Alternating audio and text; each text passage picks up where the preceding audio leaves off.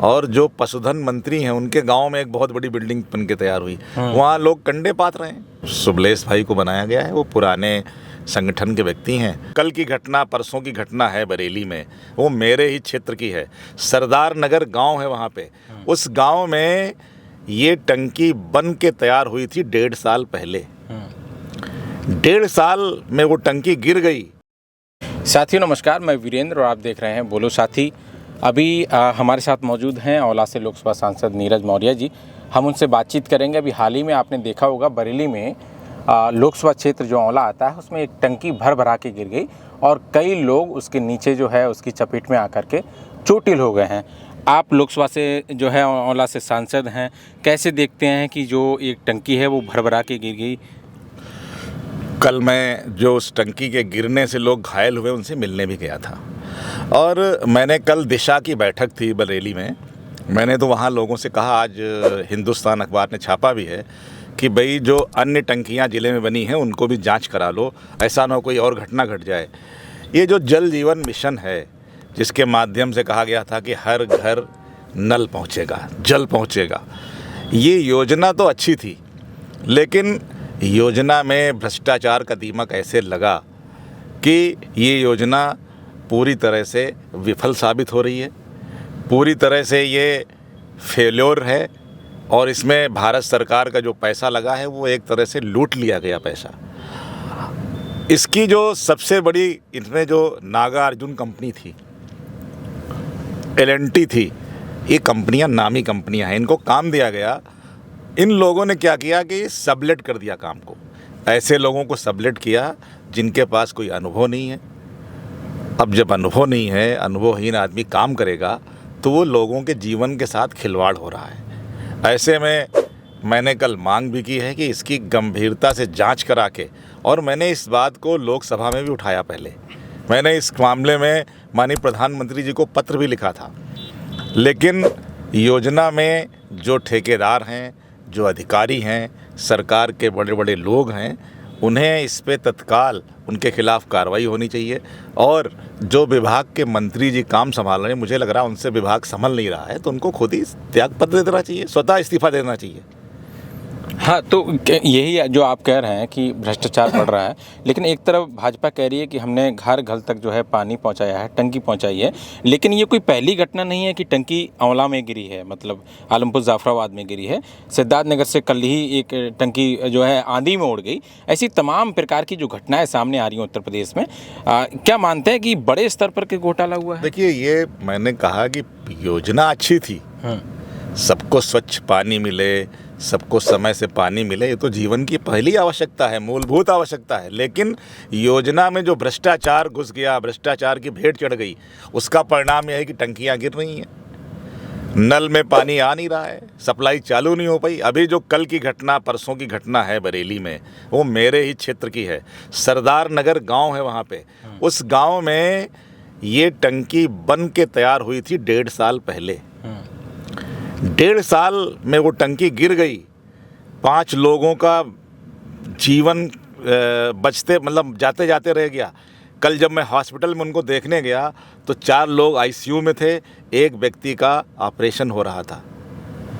इस तरह का जो निर्माण है, इस तरह का कंस्ट्रक्शन है, ये किसी भी सूरत में बर्दाश्त करने वाला नहीं है। और इसमें मैंने इसीलिए दिशा में भी कहा, मीडिया बंधुओं से भी कहा कि सख्त कार्रवाई हो, सख्त जांच हो। अच्छा, जो लोग चोटिल हुए हैं, क्या सरकार से उनकी कोई मदद या फिर वो किस तरह से?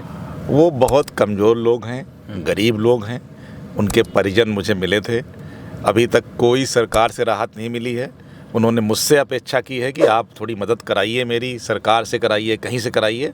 मैंने उनको आश्वासन दिया है। मैं इसमें माननीय मुख्यमंत्री जी को और माननीय प्रधानमंत्री जी को पत्र भी लिखूंगा कि राहत कोष से उनको मदद करें। वो बेचारे काम करने वाले लेबर लोग हैं, गर्मी का महीना चल रहा है, कोई अपने जानवर चुगा रहा है, कोई अपने खेत में काम कर रहा है।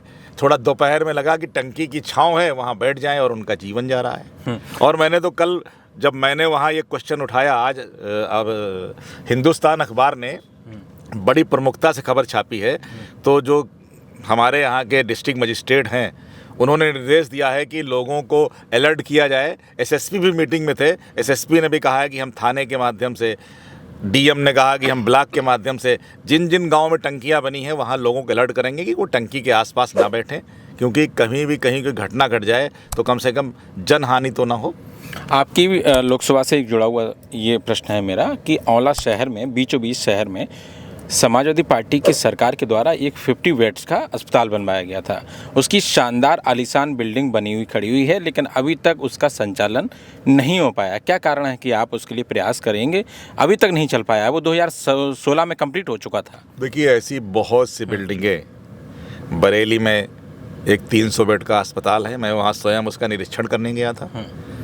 और कल जब हमारी बैठक चल रही थी तो जो वेटनरी का पशुपालन विभाग है, पशुपालन विभाग के हमारे वहाँ एक वर्मा जी एमएलए हैं, रूलिंग पार्टी से हैं, वो चूँकि पहले वेटनरी के डॉक्टर भी हैं, उन्होंने बहुत से क्वेश्चन उठाए, उस पर बहुत सी कमियां गिनाई। मैंने एक उठाया कि कई भवन बन के तैयार हैं, उन भवनों में या तो जानवर लोग बांध रहे हैं, और जो पशुधन मंत्री हैं उनके गांव में एक बहुत बड़ी बिल्डिंग बन के तैयार हुई, वहाँ लोग कंडे पात रहे हैं।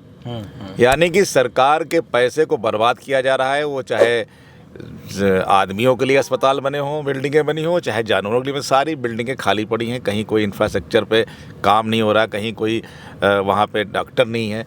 तो ये जो व्यवस्थाएं हैं, मुझे लग रहा है कि सरकार इसको लेके चिंतित होना चाहिए और सरकार इस पर कुछ काम करे, लेकिन सब सफ़ेद हाथी की तरह है, कोई काम नहीं हो रहा है। अच्छा, आप बरेली से आते हैं और बरेली से जुड़ा हुआ एक महत्वपूर्ण सवाल ये है कि समाजवादी पार्टी ने बरेली के जिलाध्यक्ष को नियुक्त कर दिया है। कैसे देखते हैं इसको?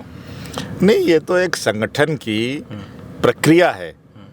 संगठन में हमारे माननीय राष्ट्रीय अध्यक्ष जी ने ये कहा कि जो लोग जिला अध्यक्ष के पद पे हैं और वो चुनाव लड़ना चाहते हैं तो वो लोग स्वतः अपने आप को अलग कर लें। और वहाँ पे चूँकि हमें लग रहा है वो अध्यक्ष जी का कार्यकाल भी काफ़ी लंबा हो गया था, तो कुछ परिवर्तन करने की आवश्यकता रही होगी और वो राष्ट्रीय अध्यक्ष जी कर दिया। उसमें कोई ऐसी विशेष बात नहीं है कि उसको किसी परिप्रेक्ष्य में देखा जाए।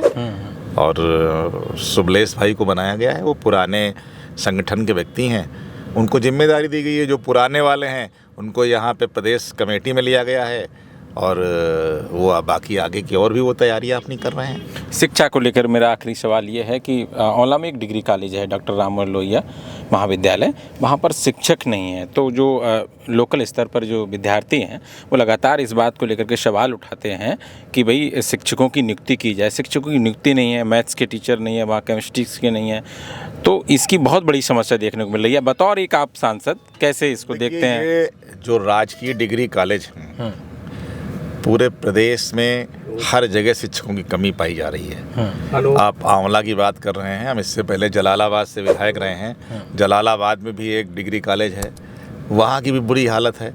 तो सरकार ने जो राजकीय विद्यालय होते थे, जैसे पहले, मुझे नहीं पता कि आपने कब हाई स्कूल किया, हमने तो 1985 में किया था।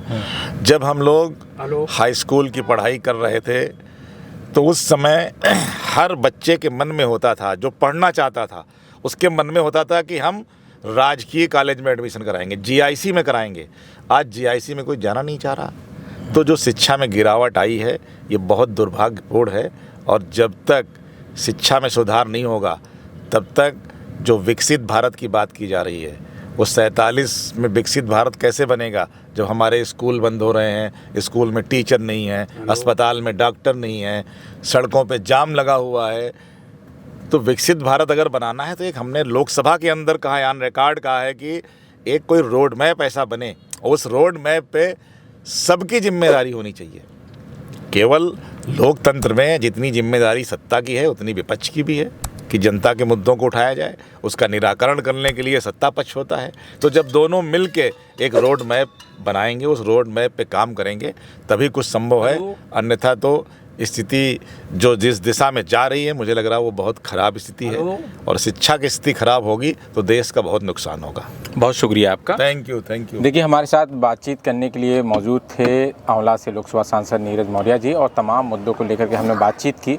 आंवला में जो 50 बेड्स का जो अस्पताल बना हुआ है उस पर भी उन्होंने बातचीत रखी, शिक्षा को लेकर के भी बातचीत रखी, और हाल ही में बरेली में जिस तरह से एक टंकी भर के गिर गई और तमाम लोग उसमें चोटिल हो गए, उस पर भी बातचीत की। ये पूरी बातचीत कैसी लगी कमेंट बॉक्स के माध्यम से अपनी प्रतिक्रिया ज़रूर दें।